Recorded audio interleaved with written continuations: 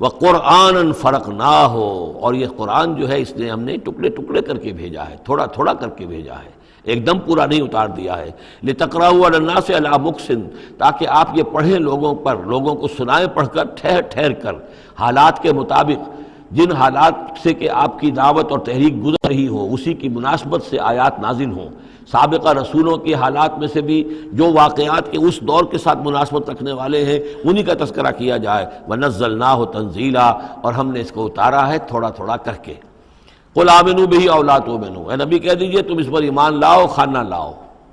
ان الذین اوتوا العلم من قبلہ، یقیناً وہ لوگ جنہیں اس سے پہلے علم دیا گیا تھا، اذا یتلی علیہم، جب یہ قرآن ان کو پڑھ کر سنایا جاتا ہے، یخرون للاذقان سجدا، تو وہ اپنی ایڑیوں کے، اپنی ٹھوڑیوں کے بل سجدے میں گر پڑتے ہیں، ویقولون، اور کہتے ہیں سبحان ربنا، یہ یقیناً ہوں گے جب قرآن یہ کہہ رہا ہے تو یہود کے علماء میں سے اس وقت، جب تک کہ براہ راست جو کنفرنٹیشن نہیں ہوئی تھی، حضور ابھی مدینے نہیں آئے تھے، دور دور سے خبریں آ رہی تھیں، تو بعض لوگ ہوں گے کہ جو دل کے اندر ان کے یہ نیکی کے جذبات جو ہیں وقتی طور پر اٹھے ابھرے، اور انہوں نے قرآن مجید کو پہچان کر پھر یہ کہ وہ سجدے میں گرے اللہ کے سامنے۔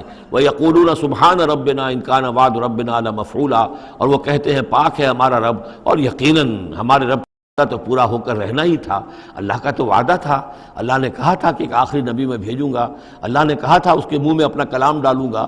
یہ کتاب استثناء جو ہے ڈیٹرانومی، اس کا باب جو ہے 18، اس کی 18 اور 19ویں آیات کے اندر ہے کہ میں ان کے بھائیوں میں سے اے موسیٰ تیرے مانند ایک نبی اٹھاؤں گا، ان کے بھائیوں میں سے، بنی اسرائیل کے بھائی بنی اسماعیل، ان میں سے تیرے مانند ایک نبی اٹھاؤں گا اور اس کے منہ میں اپنا کلام ڈالوں گا، اور وہ لوگوں سے وہی کچھ کہے گا کہ جو میں اسے بتاؤں گا۔ اب اس کی مصداق آ گیا، ان کان وعد ربنا لمفعولا، یقیناً ہمارے رب کا وعدہ تو پورا ہونا ہی تھا۔ وَيَخِرُّونَ لِلْأَذْقَانِ يَبْكُونَ، اور وہ گر پڑتے ہیں اپنی ٹھوڑیوں کے بل روتے ہوئے، وَيَزِيدُهُمْ خُشُوعًا، اور ان کے اندر خشوع اور خضوع کے اندر اضافہ ہو جاتا ہے۔ آیت سجدہ ہے، سجدہ کر لیجئے۔ کہ عظیم خزانے ہیں معرفت خداوندی کے اور توحید ربانی کے۔ اسی طرح کی 2 آیات آئیں گی سورہ کہف کے آخر میں۔ قُلِ ادعوا اللَّهَ أَوِ ادعوا الرَّحْمَٰنَ، کہو کہ چاہے اللہ کہہ کر پکار لو اور چاہے رحمان کہہ کر پکار لو۔ أَيَّمَّا تَدْعُوا، جس سے تم پکارو، فَلَهُ الْأَسْمَاءُ الْحُسْنَى، یہ جان لو کہ تمام اچھے نام اسی کے ہیں، ہر خیر، ہر خوبی، ہر بلائی، ہر حسن، ہر کمال، ہر جمال، جو بھی تم تصور کر سکتے ہو، any good, any beauty, any perfection, جس چیز کا تصور کرو وہ اللہ کی ذات میں بتمام و کمال موجود ہے۔ فَلِلَّهِ الْأَسْمَاءُ الْحُسْنَى قُلِ ادعوا اللَّهَ أَوِ ادعوا الرَّحْمَٰنَ أَيَّمَّا تَدْعُوا فَلَهُ الْأَسْمَاءُ الْحُسْنَى وَلَا تَجْهَرْ بِصَلَاتِكَ وَلَا تُخَافِتْ بِهَا، اور جب اس سے تم سرگوشی کیا کرو، مناجات کیا کرو نماز پہ، تو نہ تو اپنی آواز بہت پست رکھو اور نہ ہی اس کو بہت زیادہ بلند کرو، وَابْتَغِ بَيْنَ ذَلِكَ سَبِيلًا، بلکہ اس کے بین ایک روش اختیار کرو۔ آخری آیت جو ہے یہ یوں سمجھیے کہ اپنے مضمون کی مناسبت کے اعتبار سے تو واقعتاً یہ ہے کہ یہ سورہ اخلاص کے تقریباً ہم وزن آیت ہے۔ 5 انداز سے اس میں اللہ تعالیٰ کی توحید اور عظمت کا بیان ہے ایک آیت میں۔ قل الحمد للہ، کہیے کل حمد، کل شکر اللہ کے لیے، الذی لم یتخذ ولدا، دوسری بات جس نے کہ کسی کو اپنی اولاد نہیں بنایا، نہ بیٹا نہ بیٹی، لم یلد ولم یولد، سورہ اخلاص۔ ولم یکن لہ شریک فی الملک، نمبر 3 اس کا کوئی ساجی نہیں ہے بادشاہی میں، تنہا مالک ہے، مالک الملک، کوئی اختیار کسی کے پاس نہیں ہے۔ چوتھی بات، لم یکن لہ ولی من الذل، اس کا کوئی ولی کمزوری کی وجہ سے نہیں ہے۔ تم دوستیاں نبھاتے ہو، پالتے ہو اس لیے کہ تمہیں ضرورت ہوتی ہے، دوست وقت پہ کام آئے گا، تم اس کی کبھی کوئی ناجائز بات بھی ماننے پہ مجبور ہو جاتے ہو، دوست ہے اس کی بات کیسے ٹال دوں، اس لیے کہ دل میں یہ ہوتا ہے کہ کبھی مجھے بھی اس سے کوئی بات منوانی پڑے گی، ضرورت ہو سکتا ہے۔ اللہ کو کوئی احتیاج نہیں، تمہاری دوستیوں کے ساتھ تمہاری احتیاجیں، تمہاری کمزوریاں بھی وابستہ ہیں، اللہ کی دوستی ہے لیکن اس کی کسی کمزوری کی بنیاد پر نہیں، یہ تصور ذہن سے نکال دو۔ لہذا اللہ پر کوئی دھونس نہیں جما سکتا، اللہ سے کوئی بات کوئی جبرن جو ہے اپنی طاقت کے بل پر بنوا نہیں سکتا۔ اور سب سے بڑی پھر 5ویں بات، وَكَبِّرْهُ تَكْبِيرًا، اس کی تکبیر کرو جیسے کہ تکبیر کا حق ہے، اور تکبیر کرو کہ میں نے ترجمہ کیا ہے، تکبیر طرف نہیں ہو جاتی۔ اللہ اکبر کہنا جو ہے یہ تو صرف ایک پہلا درجہ ہے۔ ہم نے کہا اللہ بڑا ہے، اللہ کو بڑا کرو جیسا کہ بڑا ہونا چاہیے۔ تمہاری پارلیمنٹ میں اس کی بڑائی مانی جائے، طے ہو اس پارلیمنٹ کے اوپر تلوار لٹکی ہوئی ہے، کتاب و سنت کے خلاف کوئی قانون سازی یہاں نہیں ہو سکتی، تب معلوم ہوا کہ اس پارلیمنٹ میں اللہ بڑا ہے۔ تمہاری عدالت کے اندر اللہ بڑا ہو، معلوم ہو کہ اللہ کے قوانین کے خلاف یہاں کوئی فیصلہ نہیں ہو سکتا۔ وَمَن لَّمْ يَحْكُم بِمَا أَنزَلَ اللَّهُ فَأُولَٰئِكَ هُمُ الْكَافِرُونَ۔ جب تک اس پر عمل نہیں ہوتا اللہ بڑا کہاں ہے؟ اللہ کو تو آپ نے مسجدوں میں بند کر دیا، مسجدوں میں رہو، بس یہاں ہم تیری تکبیر بھی کریں گے، جو بھی ہے، جو بھی ہم کچھ تسبیح تحمید کرتے رہیں گے، بازار سے باہر نہ۔ مارکیٹ میں بھی کوئی اور چیز بڑی ہے، گھر میں بھی بیوی بڑی ہے، کیا کریں بیوی نہیں مانتی، کیا کریں جی عورتیں نہیں مانتی۔ بات تو واقعی غلط ہے، آپ جو کہہ رہے ہیں بات صحیح ہے، لیکن کیا کریں عورتیں نہیں مانتی۔ کون بڑا ہے؟ بڑا تو پھر اللہ نہیں ہے۔ کبر ہو تکبیرا، اسے بڑا کرو جیسے کہ بڑا کرنے کا حق ہے۔ تو یہ 5 اسلوب ہیں اس میں کہ جو توحید کے بیان ہوئے ہیں۔ سورۃ الکہف، بسم اللہ الرحمن الرحیم۔ الحمد للہ الذی انزل علی عبدہ الکتاب ولم یجعل لہ عوجا۔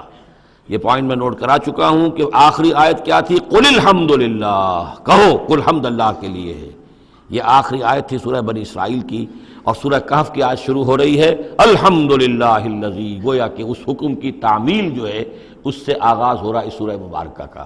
اس کو میں نے کہا تھا یہ انٹرلاکڈ ہیں دونوں صورتیں جو ہیں۔ جیسے آتا ہے تورات میں کہ حضرت یعقوب اپنے بھائی عیسو کی ایڑیاں پکڑے ہوئے تولد ہوئے، یہ جڑواں پیدا ہوئے تو 2 بھائی عیسو اور یعقوب۔ عیسو بڑے تھے، یعنی بڑے اس معنی میں جو بھی ہوتے ہیں جڑواں، ان میں جو پہلے جس کی ولادت ہو جائے وہ بڑا ہوتا ہے، چاہے 2 منٹ کا فرق ہو 5 منٹ کا فرق ہو۔ تو اس کی ولادت کے بعد پھر حضرت یعقوب، تو عقب کہتے پیچھے کو، پیچھے آنے والا یعقوب، اس لیے ان کا نام پڑ گیا ہے کہ یہ پچھلا ہے۔ جو پہلا تھا وہ عیسو تھا، عیسو کے بارے میں کچھ معلوم نہیں، ان کی اولاد وغیرہ کدھر گئی، بہرحال وہ ایک علیحدہ بحث ہے۔ تو اسی طریقے سے یہ سورہ کہف جو ہے گویا کہ سورہ بنی اسرائیل کی ایڑیاں پکڑے ہوئے قرآن مجید میں وارد ہو رہی ہے۔ اس میں آپ دیکھیے الحمدللہ الذی انزل علی عبدہ، وہی اللہ تعالیٰ نے اللہ کے اپنے رسول کی جو نسبت ہے اس کو عبد کے نمایاں کیا ہے۔ کتاب نازل کی ولم یجعل لہ عوجا، اور اس میں کوئی کجی نہیں رکھی، قیما سیدھی، ٹھیک ٹھیک، روشن مبین، لینذر بأسا شدیدا۔ اب یہ ہے لفظ جو بہت زیادہ غور کرنے کے قابل ہے۔ اس کتاب کے حضور پر نزول کے مقاصد میں سے ایک یہ بھی ہے خبردار کر دیں ایک بہت بڑی آفت سے۔ ویسے باسن جب واحد آتا ہے تو عام طور پر اس کے معنی جنگ ہوتے ہیں، جب جمع میں آتا ہے تو سختی، مصیبت، بھوک، فاقہ، یہ سارے بأسا۔ آیت البر میں بھی ہم نے پڑھا والصابرین فی البأساء والضراء وحین البأس۔ بأسا جب جمع میں آیا ہے تو فقر و فاقہ، تکلیف، مصیبت، اور حین الباس جنگ کے وقت۔ تو ان دونوں کو ذہن میں رکھیے، بہت بڑی آفت، بہت بڑی آفت، بہت بڑی آفت۔ ایک تو ہے دجالی فتنے کی، دجال المسیح الدجال جو آنے والا ہے، جس کے بارے میں حدیث میں آتا ہے کہ کوئی نبی اور رسول ایسا نہیں گزرا جس نے اپنی قوم کو دجال کے فتنے سے آگاہ نہ کیا، اور پوری انسانی تاریخ میں دجال کے فتنے سے بڑا کوئی فتنہ نہیں ہوگا، اور وہ ہر بندہ مومن کے امتحان کے لیے کڑا ترین جو ہے مرحلہ آ جائے گا، سخت ترین امتحان اس کا لیا جائے گا۔ تو یہ جو سختی ہے اس کی خبر دیتے ہوئے یہ سورہ مبارکہ نازل ہو رہی ہے۔ اور خاص طور پر اسے باسن اگر جنگ کے معنی میں لیں تو الملحمۃ العظمیٰ، کتاب الملاحم، جو کہ آپ دیکھیں گے احادیث کی کتابوں میں پورا باب ہے کتاب الملاحم، اور اس کا تعلق بھی دجال کے ساتھ ہے، کیونکہ پھر دجال ہی کو قتل کریں گے حضرت مسیح علیہ السلام نازل ہو کر۔ تو یہ سارا مسئلہ جو ہے اس کی خبر دینے کے لیے قیما لینذر بأسا شدیدا من لدنہ، گویا کہ یہ جو احادیث کی کتابوں میں آپ کو حدیث کے ابواب ملتے ہیں، چاہے وہ کتاب الفتن ہو اور چاہے وہ کتاب جو ہے آثار قیامہ ہے، اس طرح کے جتنے بھی ہیں، اور کتاب الملاحم ہے، یہ گویا کہ اس کی شرح ہے لینذر بأسا شدیدا من لدنہ، اور یہ ہوگا بھی خاص اللہ کی طرف سے، یہ آزمائش بھی، یہ دجال کا فتنہ بھی، یہ بہت بڑی جنگ بھی، جس کو آرمگڈون کہتے ہیں۔ کرسچین جو ٹریڈیشن ہے اس میں اس کے لیے لفظ ہے آرمگڈون، ایک بہت بڑی جنگ ہوگی۔ ڈکشنری میں بھی آپ دیکھیں گے کہ خیر اور شر کی قوتوں کے درمیان اس دنیا کے خاتمے سے پہلے ایک بہت بڑی جنگ ہونی ہے جس کا نام یہ آرمگڈون ہے۔ لِيُنذِرَ بَأْسًا شَدِيدًا مِّن لَّدُنْهُ وَيُبَشِّرَ الْمُؤْمِنِينَ الَّذِينَ يَعْمَلُونَ الصَّالِحَاتِ، اور تاکہ بشارت دے وہ ان اہل ایمان کو جو نیک عمل کرتے ہوں، أَنَّ لَهُمْ أَجْرًا حَسَنًا، کہ ان کے لیے ہوگا بہت اچھا بدلہ، مَاكِثِينَ فِيهِ أَبَدًا، اور وہ اس میں رہیں گے ہمیشہ ہمیشہ۔ یہ جو دجالی فتنہ ہے اس کے ساتھ ایک خاص مناسبت ہے اس سورہ مبارکہ کی۔ احادیث میں آتا ہے کہ دجالی فتنے کے اثرات سے بچنے کے لیے اس سورہ مبارکہ سے ذہنی اور قلبی رشتہ مفید ہے، اس کی تلاوت کرتے رہنا، خاص طور پر جمعے کے روز پوری سورہ کہف، ورنہ یہ کہ کم سے کم اس کی ابتدائی اور آخری آیات ان کی بڑی اہمیت ہے۔ دجالی فتنہ اصل میں کیا ہے سمجھ لیجئے کہ ایک تو ہے دجالی فتنہ بالعموم، دجل کہتے ہیں فریب کو، جیسے کہ کوئی نبی نہیں ہے وہ اس نے فریبی لبادہ اوڑھ لیا، نبوت کا دعویٰ کر رہا ہے، وہ دجال ہے۔ تو اس طرح کی تو حضور نے فرمایا ہے کہ 30 دجال پیدا ہوں گے، انہی میں سے ایک ہمارے زمانے کے اندر جو ہے یہ غلام احمد قادیانی بھی تھا، وہ دجال تھا جس نے کہ اعلان کیا کہ میں نبی ہوں جبکہ وہ نبی نہیں تھا۔ تو فریبی بنا ہوا جس نے کہ ملمہ اپنے اوپر چڑھایا ہوا ہے۔ اسی طریقے سے دجالی فتنہ یہ جو ہے اس پوری دنیا میں اس وقت جو فتنہ ہے وہ یہ ہے کہ مادہ پرستی کا اتنا غلبہ ہو چکا ہے ذہنوں کے اوپر، افکار کے اوپر، لوگوں کے نظریات کے اوپر، لوگوں کے اخلاق کے اوپر، لوگوں کے اقدار جو ہیں، ویلیوز جو ہیں اس کے اوپر، کہ وہ آخرت کو بالکل بھول گئے، اللہ کو بھول گئے، اسباب کے اندر گم ہے، مسبب الاسباب سے ذہول ہو گیا، دنیا ہی دنیا ہے، آخرت کو بھولے ہوئے ہیں، مادہ ہی مادہ ہے، روح سے کوئی سروکار ہی نہیں۔ یہ ہے بالعموم جس کا نام دجالی فتنہ ہے کہ حقیقت کے اوپر پردہ پڑا ہوا ہے، آخرت پر دنیا کا پردہ پڑا ہوا ہے۔ یہ دنیا جو ہے در حقیقت کیا ہے؟ وَمَا الْحَيَاةُ الدُّنْيَا إِلَّا مَتَاعُ الْغُرُورِ، یہ دھوکے کا سامان ہے۔ اصل زندگی کو اس نے ڈھانپا ہوا ہے، ہم نے یہ سمجھ لیا کہ زندگی یہی ہے، اسی کے لیے بھاگ دوڑ محنت صبح و شام، اسی کے مستقبل کی فکر ہے، لیکن اصل جو زندگی اس کی کوئی فکر ہی نہیں ہے۔ باقی ایک دجال جو ہے جو آئے گا وہ معاملہ احادیث کے اندر بھی بڑی طوالت کے ساتھ ہے اور اس میں کافی پیچیدگیاں بھی ہیں، بعض چیزیں جو ہیں ایک دوسرے سے کچھ مختلف بھی ہیں، اس میں پھر اہل علم کو بہرحال مطابقت پیدا کرنی پڑتی ہے۔ میں نے جہاں تک اپنی کوشش کی ایک رائے تک میں پہنچا ہوں، لیکن ابھی میں اسے بیان نہیں کر رہا ہوں۔